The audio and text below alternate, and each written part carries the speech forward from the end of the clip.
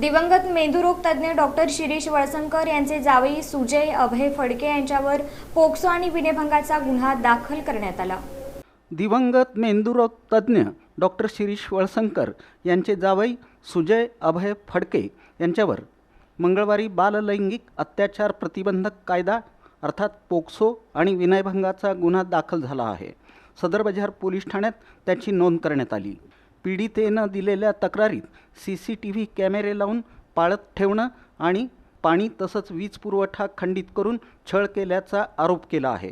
जानेवारी 2026 ते 30 जून 2026 या कालावधीत हा धक्कादायक प्रकार घडल्याचं म्हटलं आहे। संशयित आरोपी सुजय फडके यानं फिर्यादी आणि एका अल्पवयीन मुलीविरुद्ध बळाचा वापर करून त्यांना घरातून येण्या जाण्यास मज्जाव केला। तसंच पीडितेच्या बेडरूममध्ये CCTV कॅमेरे बसवले। एवढंच नाही तर घरामध्ये ये-जा करण्यासाठी असलेली लिफ्ट बंद केली। दुसऱ्या मजल्यावरील दरवाजे बंद करून अडवणूक केली। पीडितेला जाणीवपूर्वक त्रास देण्याच्या उद्देशानं तिच्या राहत्या घरातील पाणी पुरवठा आणि वीज पुरवठा खंडित केला, असे गंभीर आरोप आहेत।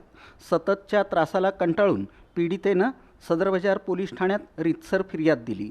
पोलिसांनी या प्रकरणाची प्राथमिक चौकशी करून आरोपी सुजय फडके याच्याविरुद्ध पोक्सो कायद्यासह भारतीय न्याय संहिता BNS कलम 74, 75, 115(2), 351(2) आणि 351(3) अंतर्गत विनयभंग तसंच इतर कलमान्वये गुन्हा दाखल केला।